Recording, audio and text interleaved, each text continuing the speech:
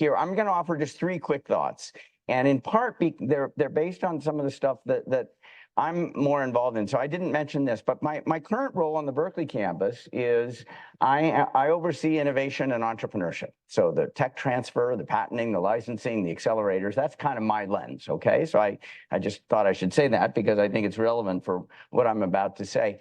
But so here's point number 1. When we think about the mission of any of our universities, this one included, I think, certainly 20 years ago, we would often hear people talk about, well, it is research and it's teaching and it's public service.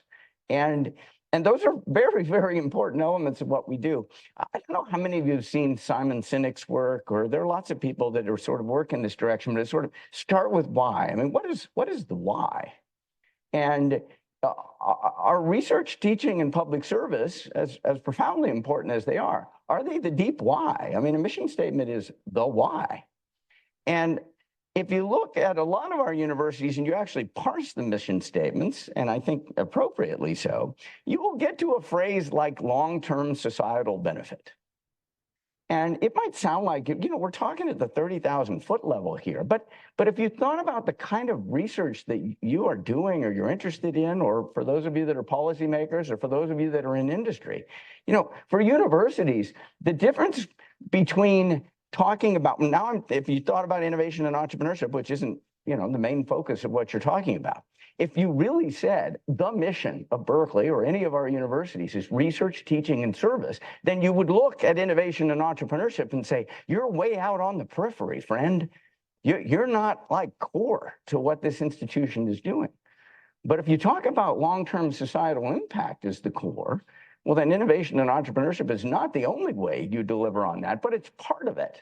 And I want to, the papers that were just presented, but the whole theme of this conference, I think, is this idea that as universities start to think about, look, basic research, essential. Curiosity-driven research, essential. These institutions that we're part of, among society's most valuable assets.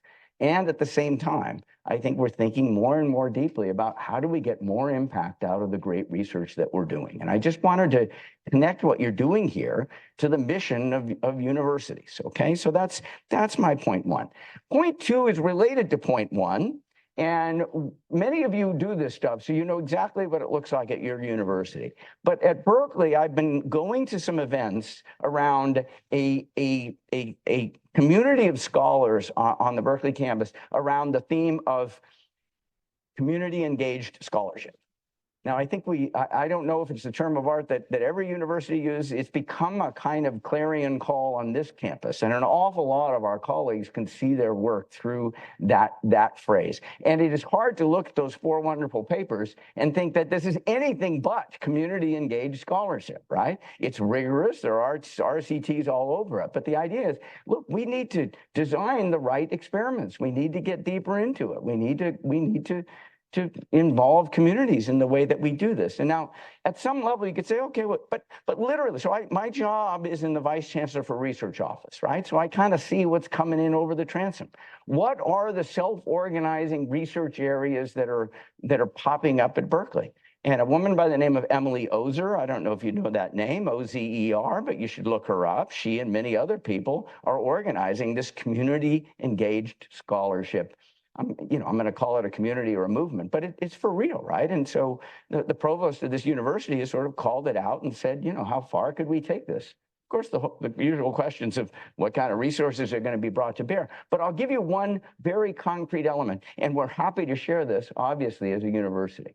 But the community-engaged scholarship, if you don't mind my calling it a movement, I don't mean to take away from its substance. It's incredibly substantive. But one of the things that they did is we have a tenure process that's pretty centralized at the end of the day at Berkeley. And there's a committee that ultimately makes the decisions. And it's a quite centralized committee.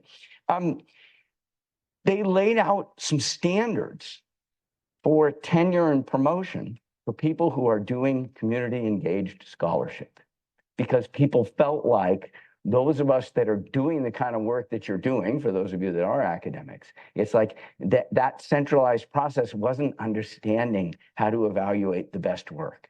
happy to share what those standards look like, but the idea is we need to make room for the kind of research that is having the most impact, and the kind of research that you've been talking about here today is obviously part of that. So that's point two, this community engaged scholarship and the different kind of manifestations that it has at different universities. Here's my third and last point, and then we'll get you out of here by 5:30.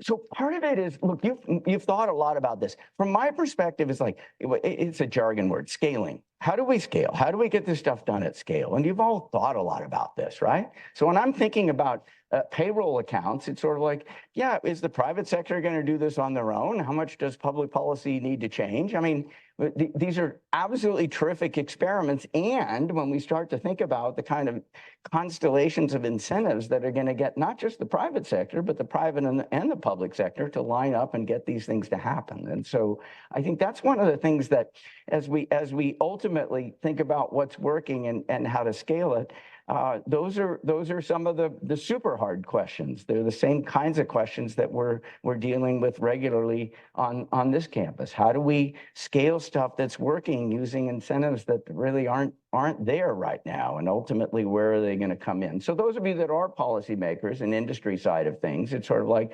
well, would payroll accounts, just to take an example, is this the kind of thing that we would expect to be an endogenous outcome? Or is it really not very realistic to think of some of this stuff as an endogenous outcome without some pretty fundamental changes in incentives? And that's what you guys think about. So I'm not saying anything you haven't thought about, but at the end of the day, we need to scale it if we're going to get the big benefits from all this work.